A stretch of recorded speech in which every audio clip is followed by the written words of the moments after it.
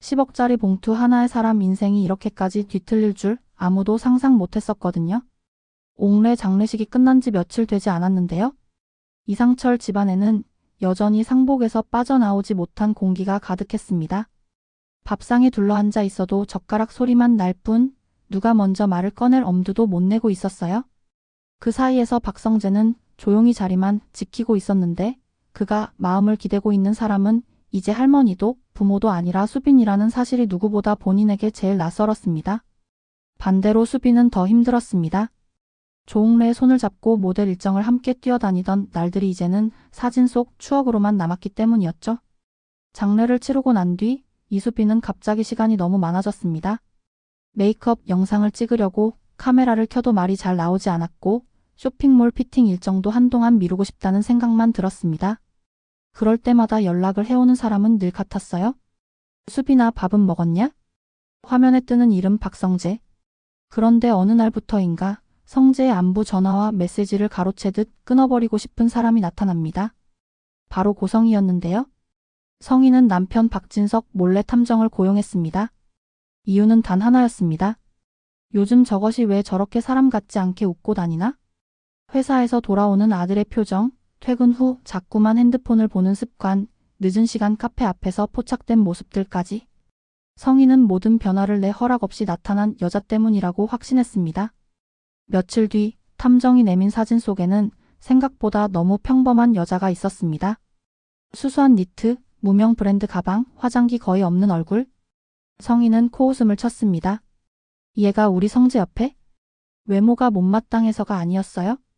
옷차림, 태도, 걸음걸이까지 온통 흙냄새가 난다고 느꼈기 때문이었습니다. 가진 집안, 학벌, 배경 어느 것 하나 마음에 드는 구석이 없어 보였죠. 그 순간 성희는 결정을 내립니다. 직접 만나서 아예 싹을 잘라야겠다. 옥례 제사가 끝난 뒤 기운이 쭉 빠져있던 날이었습니다. 수빈은 혼자 공원 벤치에 앉아 숨을 돌리고 있었어요. 멍하니 하늘만 바라보고 있는데 뒤에서 또각또각 구두 소리가 점점 가까워졌습니다. 돌아보니 드라마에서나 볼 법한 세련된 중년 여성이 서 있었습니다. 코트부터 귀걸이까지 하나하나 값이 꽤 나가 보이는 사람. 그녀가 먼저 명함을 내밀었어요. 나는 성재 엄마예요. 어디 한번 우리 아들이랑 어울리는 사람인지 확인해 보려고 왔어요. 말은 웃으며 했지만 눈빛에는 온기가 한 톨도 없었습니다. 성희는 인사치레도 생략한 채 바로 본론으로 들어갔습니다. 우리 집이 어떤 집인지는 대충 들었죠? 기업 2세까지는 아니어도 마음만 먹으면 웬만한 건 다 할 수 있는 집이에요. 근데 아가씨 집은? 수빈의 목이 잠시 말라붙었습니다. 그래도 최대한 예의를 지키며 답을 하려고 했습니다. 저는 제 자리에서 열심히 일하고 있고요. 제 힘으로. 그게 문제라니까요. 성희가 말을 잘랐습니다. 우리 성재는 이미 한 번 실패한 애요. 이혼도 하고 상처도 많고. 그런 애 옆에 형편까지 어려운 여자까지 붙으면 그건 사랑이 아니라 짐이에요. 아가씨는 우리 아들 인생에 뭐를 더해줄 수 있죠? 현실적으로. 말 한마디 한마디가 사람을 짓누르는 돌덩이 같았습니다. 수빈은 손끝이 차갑게 식어가는 걸 느끼면서도 조옥래가 했던 말을 떠올렸습니다. 너는 내 값을 알고 살아라. 누가 너를 깎아내리면 웃으면서 아니라고 말해. 수빈은 숨을 한 번 깊게 들이쉬고 떨리는 목소리를 겨우 붙잡았습니다. 저는요, 성재 오빠를 망치려고 옆에 있는 게 아니라 같이 잘 살아보려고 옆에 있는 거예요. 가진 게 적다고 해서 사람 인생의 독이라고 단정하는 건 너무 잔인하시네요. 잠시 정적이 흘렀습니다. 고성희의 입꼬리가 서늘하게 올라갑니다. 잔인한 게 아니라 어른으로서 현실적인 거예요. 아가씨 가족도 좀 생각해 보세요. 계속 버티면 다칠지도 모르는 사람 아가씨 하나로 끝나지 않을 수도 있을 텐데. 협박에 가까운 말이었죠. 그 말은 너무 노골적이어서 더 무서웠습니다. 수빈은 더 이상 아무 말도 못하고 고개만 숙였습니다. 입술을 꽉 깨물어 겨우 눈물만 참았어요. 그날 이후로 수빈은 눈에 띄게 말수가 줄어듭니다. 영상 촬영을 하다가도 한숨이 먼저 나오고 메시지 창을 열었다 닫았다만 반복했어요. 그 변화를 가장 먼저 눈치챈 사람은 역시 박성재였습니다. 요즘 왜 이렇게 연락이 뜸해? 나 피하는 거야? 농담처럼 던진 말이었지만 대답을 기다리는 성재의 눈빛은 진지했습니다. 오빠 바쁘잖아요? 나도 일 좀 정리하고 진짜 별거 아니에요? 입으로는 별일 아니라고 말하면서도 시선이 자꾸 바닥을 향했습니다. 그 모습이 성재에겐 더 불안했죠. 하지만 성재의 마음은 점점 더 분명해지고 있었습니다. 도망만 치다가 인생 끝내기는 싫다. 한 번쯤은 끝까지 붙들어 보고 싶다. 그리고 그 사람이 수빈이면 좋겠다. 그래서 어느 저녁 성재는 작은 반지 상자를 주머니에 넣고 수빈을 찾아갑니다. 꽃다발 대신 오래 고민하며 고른 심플한 반지 하나. 둘은 카페 옆 조용한 골목에서 마주 앉았습니다. 가로등 불빛 아래서 성재가 조심스럽게 말을 꺼냅니다. 나 이제 숨지 않을 거야. 한 번 상처받았다고 평생 혼자 살 수는 없더라. 그 생각이 더 무서웠어. 그래서 내 옆에 남자로 서보고 싶다. 수빈아, 어떻게 생각해? 수빈의 눈동자가 크게 흔들립니다. 성희가 던진 말들이 다시 머릿속을 스쳐 지나갔습니다. 우리 아들 망쳐먹을 애야? 아가씨가 성재 인생에 보탤 수 있는 게 뭐냐? 성재의 고백과 그 말들이 뒤엉키면서 가슴이 마구 조여오는 느낌이었습니다. 바로 그때였습니다. 골목 끝에서 익숙한 목소리가 들렸습니다. 야, 박성재. 너 여기서 뭐 하냐? 고개를 돌리니 이지혁이 서 있었습니다. 장례식 이후 오랜만에 보는 얼굴이었는데 표정이 싸늘했어요. 성재의 손에 들린 작은 상자를 본 순간 눈빛이 굳어졌습니다. 너 네가 이혼한 거 까먹었냐? 지혁의 말투는 생각보다 훨씬 날카로웠습니다. 수빈이는 내 동생 같은 애야. 그런 애 옆에 이혼남이 붙어서 뭐 하는 건데? 너 마음만 편하자고 또 한 사람 인생 휘저어 놓는 거 아니냐? 이혼남이라는 단어가 공중에서 한 바퀴 맴돌다가 그대로 성재의 가슴에 박혔습니다. 누구보다 자신이 제일 잘 알고 있는 단어였는데 친구 입에서 그렇게 노골적으로 튀어나오니 충격이 2배로 밀려왔어요. 성재의 얼굴이 순식간에 굳어졌습니다. 수빈은 그 모습을 보며 입술을 깨물었습니다. 이 상황에서 누구 편을 드는 말도 할 수 없었고 자신이 정말 짐이 맞는 건 아닌지 마음이 크게 흔들렸습니다. 그날 이후 두 사람 사이에는 보이지 않는 금이 하나 생깁니다. 성재는 연락을 끊지 못하면서도 결정적인 한마디를 못 꺼내고 수빈은 전화가 와도 받기 전에 한참을 고민하게 되었어요. 둘 다 서로를 생각하면서도 동시에 내가 저 사람 인생의 짐이 되는 건 아닐까 하는 생각에 발걸음이 무거워지고 있었습니다. 그 와중에도 병원에서는 전혀 다른 분위기의 드라마가 진행되고 있었는데요. 한우진의 회복 속도가 눈에 띄게 빨라지면서 병실은 점점 밝아지고 있었습니다. 친구들이 과일과 편지를 들고 찾아오고 간호사들도 이제 많이 좋아지셨어요? 라며 웃음을 건넸어요. 하지만 이 따뜻한 공기는 고성희에게는 몹시 불편했습니다. 환자 옆에 사람이 왜 이렇게 바글바글해? 감염이라도 되면 어쩌려고 그래? 쉬하는 것도 아니고. 성희는 사람들을 싹 내보내고 병실 문을 쾅 닫았습니다. 그리고 조용해진 복도에서 은호를 따로 불러 세웠습니다. 잠깐 나랑 얘기 좀 해요. 작은 상담실. 성희는 가방에서 두툼한 봉투 하나를 꺼내 테이블 위에 올려두었습니다. 수고 많았어요. 이 정도면 30에 비워둔 엄마 자리 어느 정도는 채워준 거라고 생각할게요. 봉투 안에는 10억이 들어 있었습니다. 예전에는 건물까지 주겠다고 호언장담하던 그 입이었는데 막상 수술이 끝나고 나니 숫자만 남았어요. 은호는 잠시 봉투를 바라보더니 의외의 행동을 보였습니다. 망설임도 없이 봉투를 그대로 집어든 겁니다. 그 모습을 본 성희의 눈빛이 순간 번쩍입니다. 역시 결국 돈은 받는구나. 속으로 그렇게 중얼거리면서 겉으로는 의미심장한 미소만 지었습니다. 그리고 얼마 지나지 않아 우진에게 슬쩍 흘렸습니다. 은호 말이야. 내가 봉투 하나 줬거든. 내간 덕분에 우리 집안이 산 셈이니까. 근데 기다렸다는 듯이 덥석 받더라. 너한테 미안함 좀 줄어든 모양이지 뭐. 우진의 눈빛이 그대로 얼어붙었습니다. 그가 알고 있는 은호는 그런 사람이 아니었기 때문이었습니다. 간 이식 얘기가 나왔을 때 가장 먼저 화를 냈던 것도 은호였고 자기 인생부터 지키라고 소리치던 사람도 은호였는데 돈을 그렇게 쉽게 받았다는 말이 잘 믿기지 않았어요. 며칠 동안 우진은 스스로를 달래보려 했습니다. 상처받은 마음에 홧김에 그랬을 수도 있다고 스스로 변명해 보기도 했지만 마음 한편에 들어온 의심의 가시는 계속 남아 있었어요. 그리고 어느 날 조용한 병실 안. 문이 열리더니 은호가 익숙한 봉투를 손에 들고 들어왔습니다. 이거. 은호가 봉투를 우진 쪽으로 밀었습니다. 내 엄마가 나한테 줬던 10억이야. 나 혼자 쓰라고 준 돈 같은데 난 그 짓은 못하겠더라. 우진이 조심스럽게 물었습니다. 근데 그날은 왜 바로 받았어? 은호가 잠시 웃다가 솔직하게 털어놓았습니다. 나도 시험해보고 싶었거든. 내 엄마가 나를 진짜 사람으로 보는지 아니면 그냥 부품으로 보는지, 돈으로 사람 떠보는 눈빛이 어떤 건지 한 번은 끝까지 보고 싶더라. 보기 좋더라 정말. 그녀는 봉투를 다시 밀어 넣으며 덧붙였습니다. 간준 이유? 돈 때문이 아니었다는 건 너도 알잖아? 난 그저 네가 내 인생을 내 마음대로 살았으면 좋겠었어. 미국이든 한국이든 어디든 너 선택으로 가는 삶. 이 돈 그 시작했어? 우진의 눈가가 뜨겁게 달아올랐습니다. 솔직히 말하면 다시 미국 가는 거 생각만 해도 숨 막혔어. 거기서 또 아픈 몸으로 버텨야 한다는 게 너무 무서웠거든. 그럼 안 가면 되지. 안 가도 되는 방법 같이 찾으면 되지. 네가 포기만 안 하면 나도 옆에서 같이 버티해. 그 한마디가 그동안 성희가 심어놓은 모든 의심을 한 번에 지워버렸습니다. 돈으로 묶어두려고 했던 관계는 오히려 돈 때문에 더 단단해졌고, 피 때문에 어쩔 수 없이 이어진 사이는 이제 서로의 선택을 존중해주는 진짜 가족 비슷한 관계로 바뀌어 가고 있었어요. 우진은 봉투를 그대로 품에 안으며 말했습니다. 필요해지면 그때 같이 어디에 쓸지 정하자. 그 전에 너 키워준 부모님이랑 동생한테 고맙다는 말부터 하라고. 너도 나도. 그제야 둘은 비슷한 미소를 지었습니다.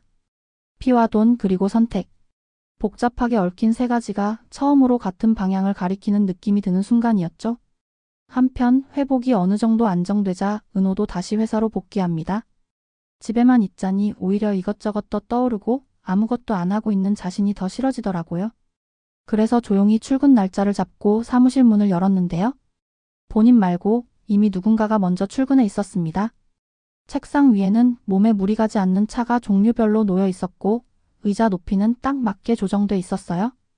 공기청정기 필터는 새 걸로 바뀌어 있었고 난방도 적당하게 맞춰져 있었습니다. 출입문 옆에는 손글씨 한 장이 붙어 있었어요. 첫날 무리하지 말 것.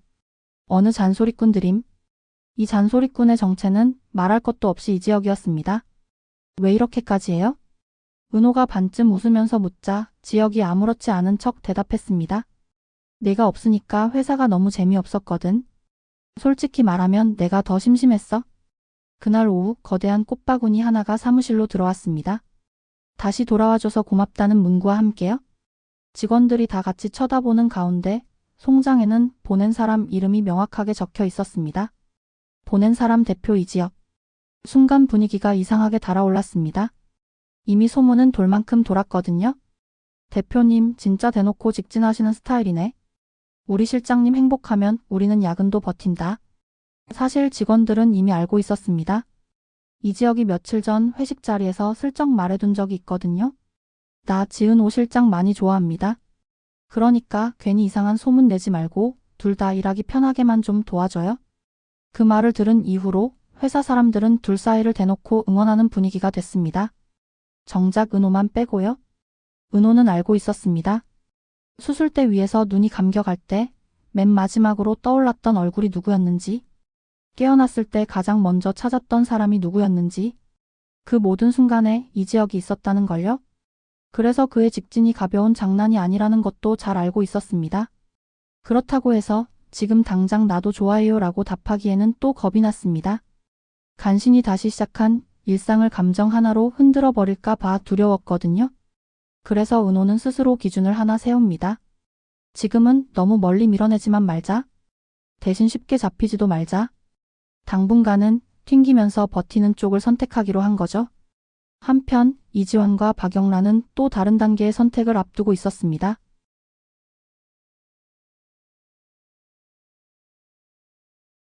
영라의 웹툰 연재가 마지막 회를 향해 달려가면서 두 사람은 그 어느 때보다 자주 함께 밤을 지새웠습니다.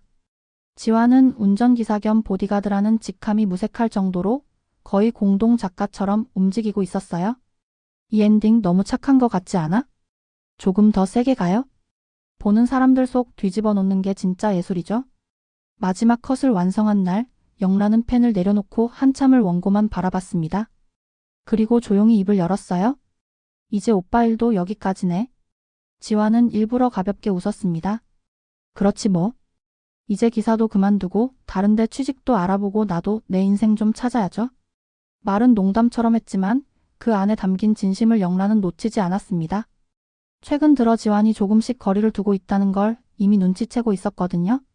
집 앞에 데려다주고 곧장 돌아가 버리는 횟수가 늘어나고 작업실에서 머무는 시간도 슬쩍 줄어들고 있었습니다. 진짜 갈 거야? 영라가 묻자 지환은 잠시 시선을 피했습니다. 영라 씨 작품 여기까지 잘 데려다 줬잖아요? 난 원래 그 정도 선에서 멈춰야 하는 사람이라서. 정중한 선긋기였습니다. 하지만 그 말은 영라의 가슴을 세게 건드렸습니다. 여기까지가 내 자리? 이 말이 도저히 받아들여지지 않았어요. 영라는 한참을 고민하다가 결국 숨을 크게 들이쉬고 말을 꺼냈습니다. 그럼 나 하나만 더 부탁해도 돼? 뭔데요? 기사 말고 내 애인 해줘. 순간 공기가 멈춘 것 같았습니다.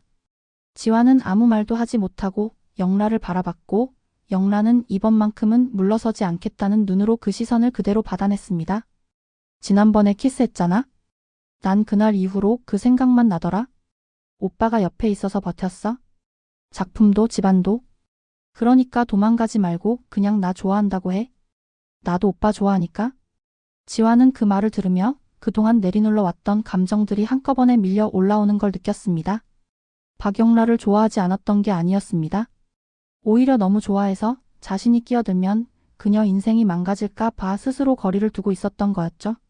하지만 이제 영라가 먼저 선을 지워버렸습니다. 결국 지환은 더 이상 피하지 않기로 합니다. 이번에는 영라가 아니라 지환이 먼저 다가가 짧지만 분명한 키스를 건넸습니다. 그건 망설임이 아니라 선택의 표시였습니다.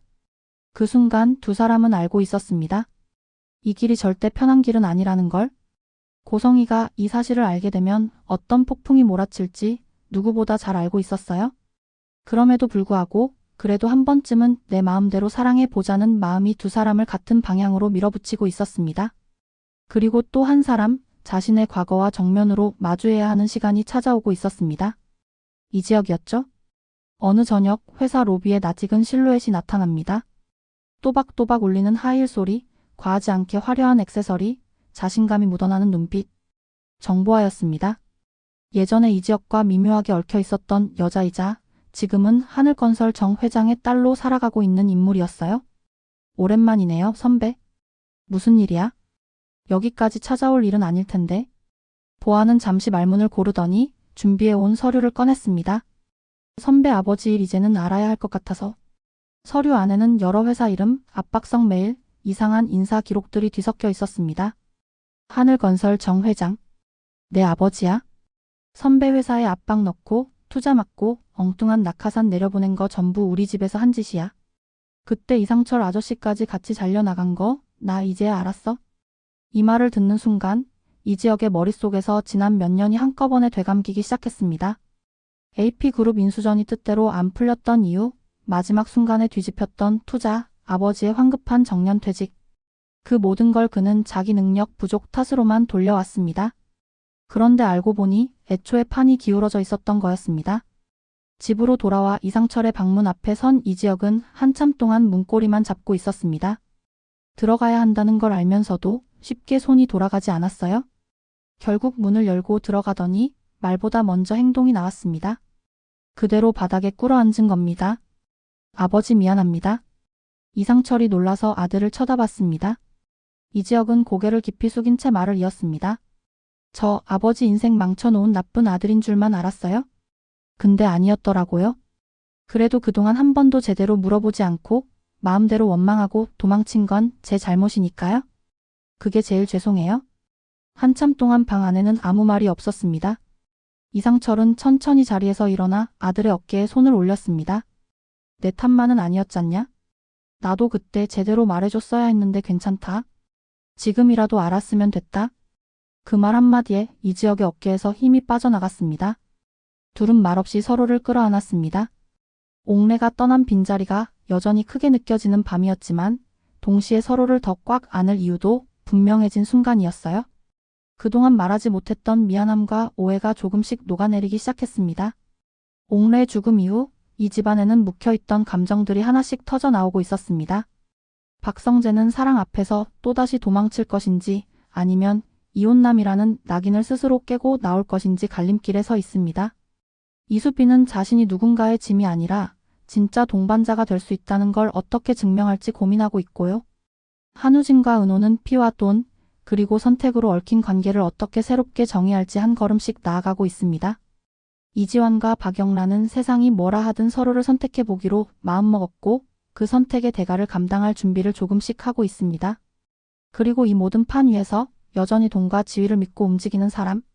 고성이는 자신이 완벽하게 설계했다고 믿었던 인생 그림이 하나둘씩 틀어지고 있다는 사실을 아직 인정하지 못하고 있습니다.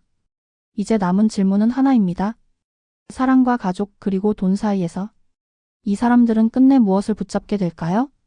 버리고 싶은 과거와 지키고 싶은 사람들 사이에서 누군가는 포기하고 누군가는 버티고 또 누군가는 처음으로 어른이 되기 시작합니다. 화려한 날들의 다음 이야기가 어떻게 이어질지 이제부터 펼쳐질 진짜 폭풍은 아직 시작도 안 했다는 거. 그 사실만 기억해 두시면 좋겠습니다.